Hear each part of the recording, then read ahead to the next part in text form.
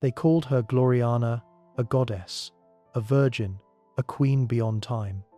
But divinity has a price. Behind the alabaster mask and jeweled crown, the woman who ruled the world was quietly poisoning herself to stay immortal. Before the mirror stands a queen, not merely a woman, not yet a ghost, but a monument of her own making. The room is dim, candles trembling in their sconces, the smell of vinegar and metal thick in the air. A handmaid dabs the queen's face with white powder, careful, reverent, afraid.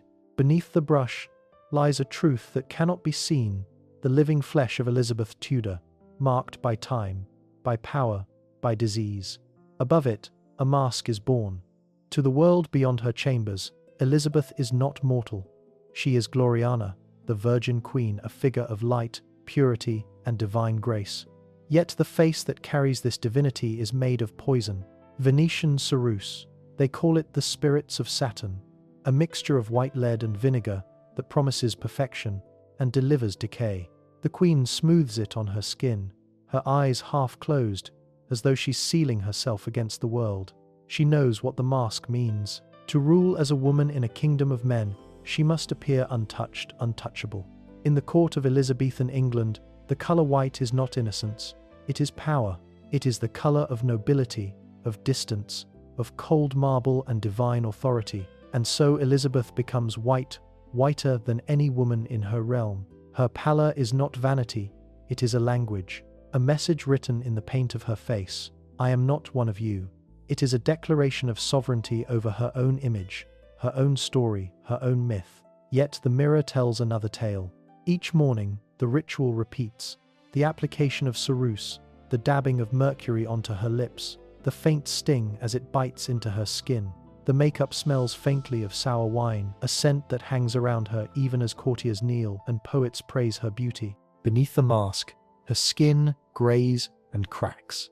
But no one sees, no one dares. The queen remembers her youth before the mask, before the sickness. She was once radiant, freckled, laughing. Then came the smallpox, the fever that nearly claimed her life. When she recovered, the scars remained small, cruel reminders that even queens bleed.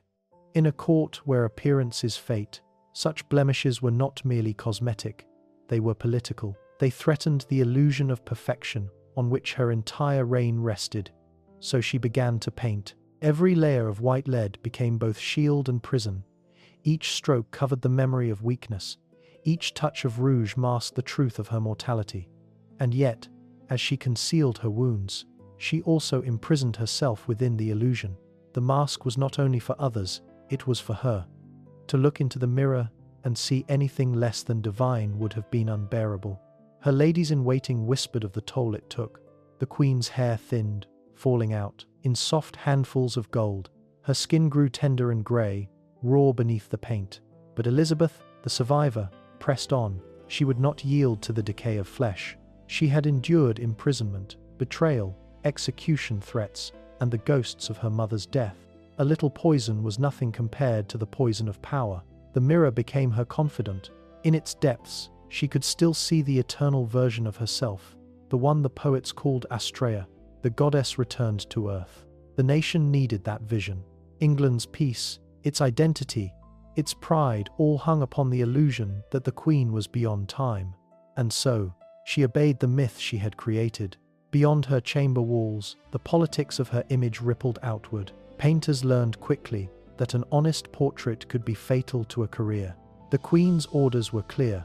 No unflattering likenesses, no shadows, no wrinkles, no signs of age. Her face was to remain as it had been in her prime, smooth, radiant, eternal. The mask extended from skin to canvas, from life to art, from woman to icon. What began as vanity had become policy.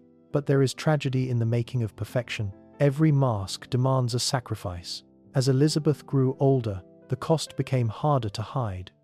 The lead began to seep into her bloodstream, numbing her limbs, clouding her thoughts. Her mood darkened. Some said she became quick-tempered, prone to melancholy, suspicious of even her dearest allies.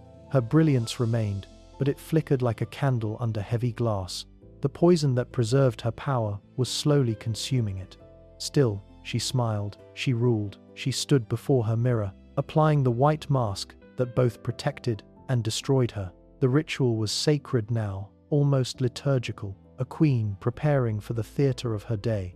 The courtiers would bow, the ambassadors would praise, and all would leave believing that the Virgin Queen had conquered time itself. Only the mirror, and perhaps her God, knew the truth. Elizabeth understood better than anyone that her body was not her own. It belonged to England, to history, to prophecy, to the myth she had built.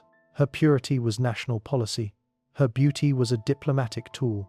Her mortality, a threat. Every inch of her skin was scrutinized, every gesture politicized, and so she learned to wear her poison with grace. To be a queen was to suffer beautifully.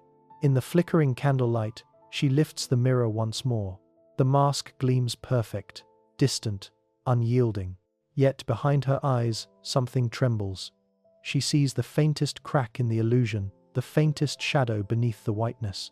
A trace of the girl she once was, the daughter of Anne Boleyn, the child who had watched heads fall and thrones crumble. For a moment, she almost smiles a sad, private smile, as if she understands that even legends must pay their price. And then she straightens. The moment passes. The queen is ready. Outside, courtiers await. The court hums with expectation. Ambassadors prepare their reports. The door opens. Elizabeth steps forward, radiant, unearthly, immaculate, her face a weapon, her beauty an empire. None will see the poison beneath. None will smell the metal in her breath, or notice the tremor in her hand. They will see only the Virgin Queen flawless, immortal, untouched. And in that illusion lies her power. For now, because beneath the alabaster mask, the slow death has already begun. The lead seeps deeper, the mercury burns brighter. Her perfection is killing her, but she will not stop. She cannot. For Elizabeth, the woman must die so that the queen may live forever. And thus begins the tragedy of a monarch who built eternity from poison and will spend her final days trapped within the perfection she created. A mask of power that no longer protects, but consumes. The mask had become the monarch. By the late 1580s, Elizabeth was no longer merely a ruler. She was an apparition sustained by ritual, politics, and the hunger of an empire that could not bear to see her fade. The realm was painted in her likeness. Her image gleamed from tapestries, coins, and portraits that outshone reality. England itself had learned to believe the illusion, that its queen was beyond time. In this new theatre of immortality, art became a weapon. When the Darnley portrait appeared, crafted in 1575, showing Elizabeth ageless and untouched, it was more than a likeness. It was a covenant between power and perception. Painters, desperate to keep their heads as well as their patronage, reused it for decades. Even as her skin withered, the image of eternal youth stared out from every wall of power. Elizabeth understood the stakes. She once told Parliament, "We princes are set on stages in the sight and view of all the world." She knew that to falter in appearance was to falter in authority. Her body, her voice, even the careful tilt of her chin, all were instruments of statecraft. She was not simply England's queen, she was England's performance. Her courtiers played their roles as well. Every audience, every progress through the countryside, became a scene in her endless play. The courtiers' eyes drank in the white glow of her face, the glittering jewels at her throat, the cascade of red wigs that caught the light like flame. They saw a goddess and worshipped accordingly. The myth of the Virgin Queen had long eclipsed the woman who wore it. But behind the silken curtains and gold-threaded gowns, the theatre was sustained by quiet desperation. Elizabeth's health began to waver. The long years of rule had strained her, decades of intrigue, plots, and betrayals. Her nights were restless, her body weary. Yet to admit weakness would be to invite vultures. Across Europe, kings and courtiers whispered, how long could England's flame endure? Her ministers, ever cautious, understood the danger. Without an heir, the Queen's death could plunge the kingdom into chaos. Every ambassador who visited her chambers returned with a report not of her policies, but of her complexion. Was she pale? Was she trembling? Did her eyes still gleam with that fierce light? Elizabeth knew it. She fought it. Every morning she turned her face to the mirror and applied the mask that made her immortal. Outside her court, the world was changing. Empires rose and fell. Faiths collided. Explorers carved new realms into the map. Yet England's stability rested on a paradox, a mortal queen pretending to be eternal. The artists, poets, and priests all joined in the masquerade. "She does not age," they murmured. "She does not die." The cult of Gloriana became state doctrine. The Virgin Queen was not merely a ruler, she was a miracle, and miracles could not falter. To sustain this fiction, Elizabeth began to edit reality itself. She banned portraits that betrayed her age. In 1594, a painter dared to depict her with sagging skin and tired eyes. The painting was ordered destroyed. In its place, a corrected version appeared, the same divine face as always, serene, eternal, untouched. Her council circulated official portraits approved by royal command, forbidding all others. History itself was curated to preserve her myth. The result was astonishing. Even foreign ambassadors, men hardened by the politics of courts and crowns, described her as divine in visage. The white mask gleamed beneath her jewels, refracting candlelight like marble. She could silence an entire room with a glance, and yet, within that porcelain face, her eyes had begun to change. The spark was still there, sharp, intelligent, but behind it lingered something colder, a shadow of exhaustion. Her closest ladies saw what others could not. Beneath the wigs, the queen's scalp was nearly bare. Her teeth blackened, her hearing faltered, but when they mentioned rest, she waved them off. "While I live," she said, "I will reign." She would not be seen as old, or weak, or dying. England's golden age could not end while she yet drew breath. The performance intensified. At court, musicians played softer, light flattering her angles, candle holders positioned to erase shadows from her face. Even her gowns were redesigned to hide the tremors in her hands. Each public appearance was choreographed with the precision of a coronation. What began as art had become survival, and the people believed. From London to the far shires, they celebrated her as a being apart from time. They painted her on ceilings, minted her on coins, sang ballads of her eternal beauty. They saw no woman, only a symbol, the mother of their nation, forever youthful, forever just. But the mask demanded more than devotion. It demanded silence. Around her throne, whispers began to fade. No one dared mention the queen's frailty, or the pain that creased her eyes. When courtiers saw her wince, they pretended not to. When she stumbled, they looked away. Reality itself became treason. It was in this silence that the poison deepened. The lead, the mercury, decades of use had left their mark. Elizabeth's mind began to slip in fleeting moments. She forgot names, mislaid thoughts, drifted into reverie in the middle of council. The courtiers blamed fatigue, the queen blamed treachery, but in truth, her brilliance was dimming. Still, she commanded as fiercely as ever. Her speeches, though rarer, burned with defiance. "Though I be a woman," she declared, "I have the heart and stomach of a king." She clung to that fire, the same defiant pride that had carried her through rebellions and wars. If her body betrayed her, her will did not. Yet, in private, cracks appeared. Some nights she refused the mirror altogether, sitting motionless as her ladies waited in silence. The candles burned low, casting shadows across the room. "Is this what they will remember?" she would whisper once the others had gone. The Theatre of Immortality was closing in. By 1600, her most trusted courtiers could no longer deny the truth. The queen's appearance was ghastly, her white paint caked and cracked, her lips a livid red, her eyes sunken but fierce. Yet still, she smiled for the crowd, still she played her part. When her old favourite, the Earl of Essex, burst into her chambers one morning without warning, he found her without her wig, her face unpainted. The sight shocked him. He saw for the first time the woman behind the legend. His gasp of horror sealed his fate. The story would outlive them both. The queen's fury, his rebellion, his execution. But beneath the scandal, something far deeper stirred. The mask had slipped, and for a moment, the world had glimpsed the truth that Elizabeth, for all her glory, was still human. Yet the performance could not end there. Not yet.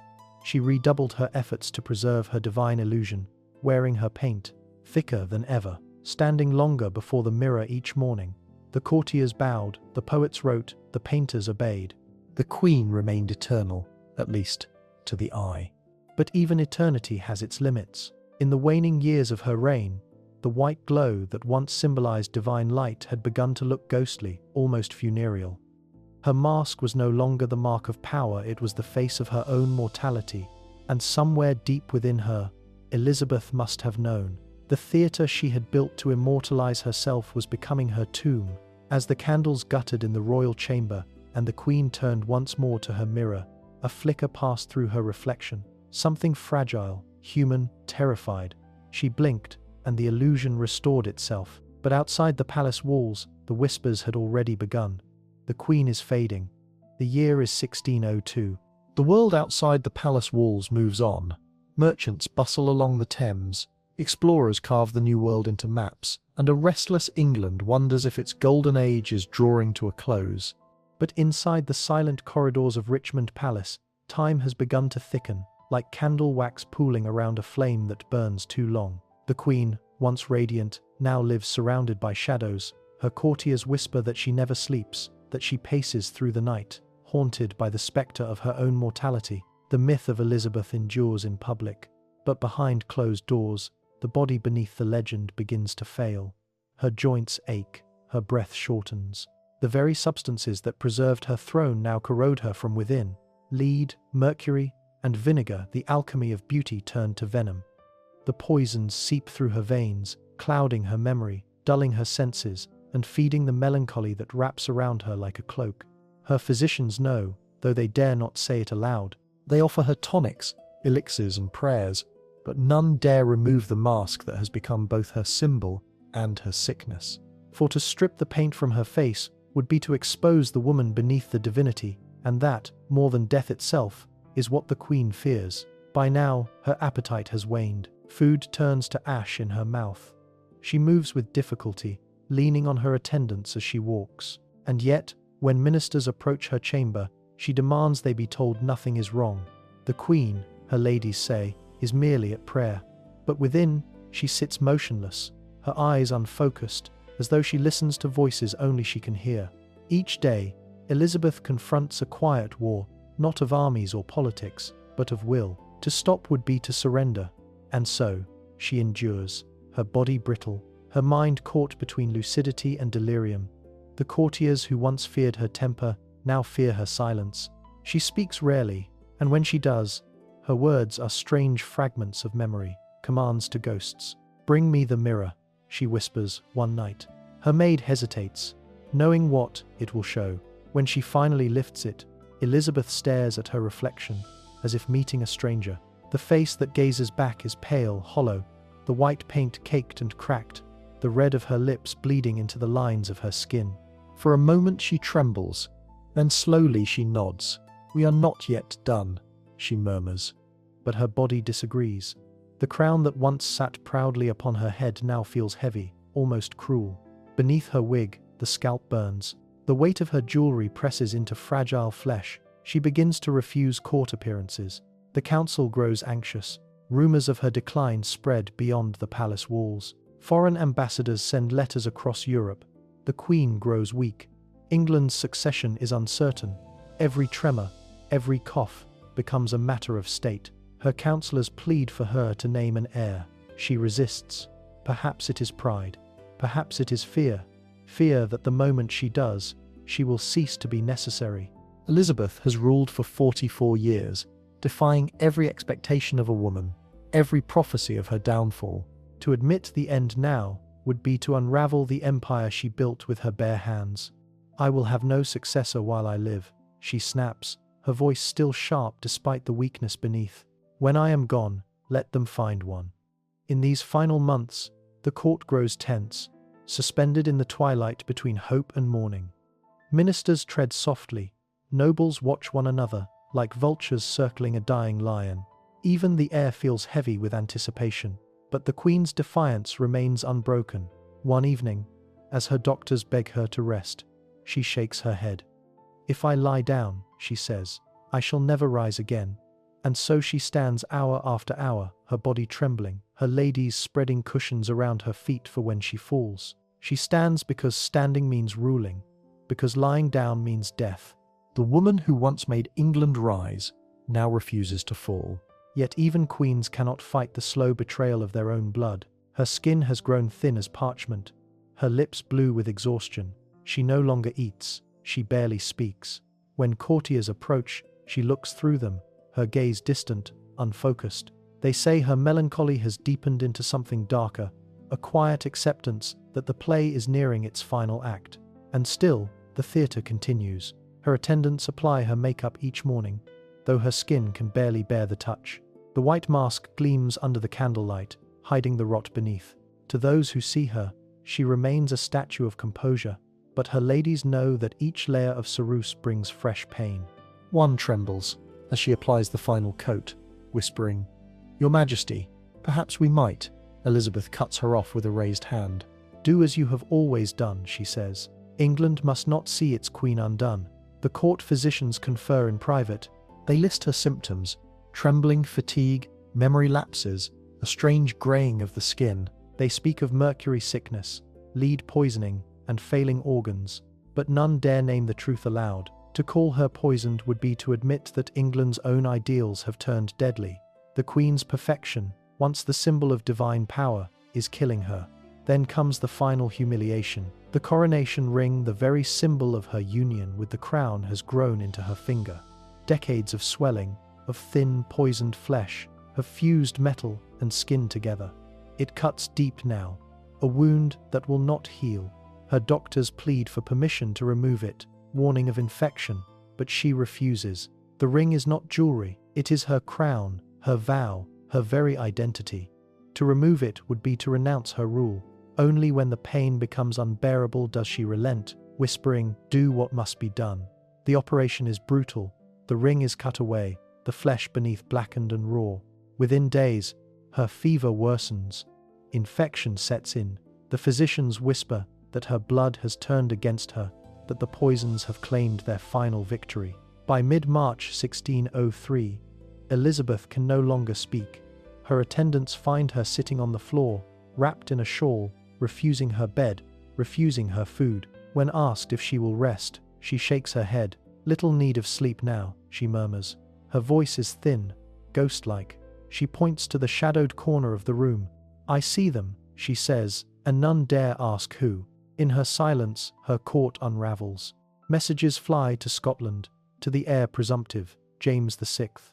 The council gathers in whispers, torn between duty and dread, but no one dares declare her dead until her body lies still. Even then, they wait hours before speaking the words aloud, as if the spell of her life might still shatter their lips. When the end comes, it is quiet. The queen, who once held empires in her hand, simply closes her eyes.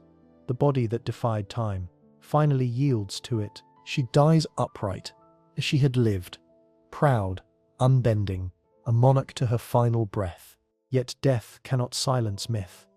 For even in her final moments, something strange lingers. When the coffin is sealed, her ladies swear they hear a faint crack from within. Some claim her body swelled, that the coffin bulged and burst, as if her very flesh rejected decay. Elizabeth Southwell, her attendant, later wrote that the Queen's corpse exploded with noxious vapors. Scholars dismiss it as rumor, but the tale persists. The woman who would not die, even in death, defied corruption. A fitting end, perhaps, for a queen who had built her eternity from poison and pride. And yet, even now, one question remains. Was this the price of her immortality, or its proof? The throne stood empty, yet the image remained. For 44 years, Elizabeth Tudor had held England in her grasp, and even in death, she would not release it.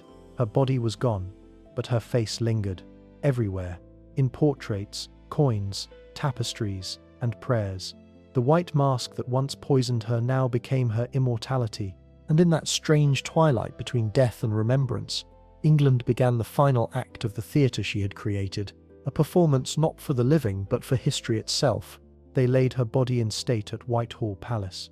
The hall was dark except for hundreds of flickering candles that painted her coffin in soft, trembling light. Courtiers, nobles, and servants moved like shadows, whispering through the corridors. None dared to speak too loudly, for though the Queen was gone, the air still felt heavy with her presence. Her coffin was sealed in lead, as befitted a monarch. Yet even the seal could not contain what was left of her. Within days, rumors spread like wildfire. Some swore that her coffin had bulged and cracked, that the gases of her decaying flesh had forced their way through the metal seams. Others said that it had burst entirely, that the queen who refused to die had made her defiance known even to the grave. The story was told and retold in hushed tones, growing with each telling, until it became legend. Elizabeth's body, so steeped in poison, so filled with the chemicals of her illusion, had literally exploded. Her enemies saw divine retribution. Jesuit writers whispered that it was the judgment of God upon a heretic queen. But to her subjects, it became something else, a final proof that she was not like other mortals. Even death could not contain her. She had transcended the flesh, and perhaps, in a way, she had. In those final weeks before her burial, the artists came once again summoned not to paint her corpse, but her eternity. They took up their brushes and returned to the only face they were ever permitted to paint. The Darnley visage, ageless, perfect, serene. They painted her eyes open, her skin luminous, her expression calm and divine. This would be the queen that England remembered. The queen who would not age, who would not fall, who would never die. It was an act of resurrection through art. The myth was more powerful than the woman had ever been. When her body was finally lowered into Westminster Abbey, the people wept, but not for the frail creature who had wasted away in silence. They mourned the vision, the goddess who had led them into an age of triumph. The white marble effigy placed above her tomb bore the same face as every portrait untouched by suffering, flawless in its cold beauty. Her image had outlived her, but beneath that marble lay the real legacy of her reign, the transformation of monarchy into theatre. Elizabeth had understood something no ruler before her truly grasped, that power was not simply taken or inherited. It was performed. Every smile, every word, every piece of clothing had been deliberate. She had ruled not through force, but through spectacle, and in death that performance became her monument. Still, the contradictions of her final years haunted those who had served her. Her closest attendants could not forget the woman behind the mask, the queen who had refused rest, who had stood for 15 hours rather than yield to the bed that would become her deathbed. They remembered the smell of the lead paint, the stiffness of her limbs, the eerie quiet of her final days. The public might have worshipped an icon, but they had seen the cost of becoming one. England's new king, James I, ordered that her body be interred alongside her half-sister, Mary, the same Mary she had imprisoned, and in whose execution she had played a silent, reluctant part.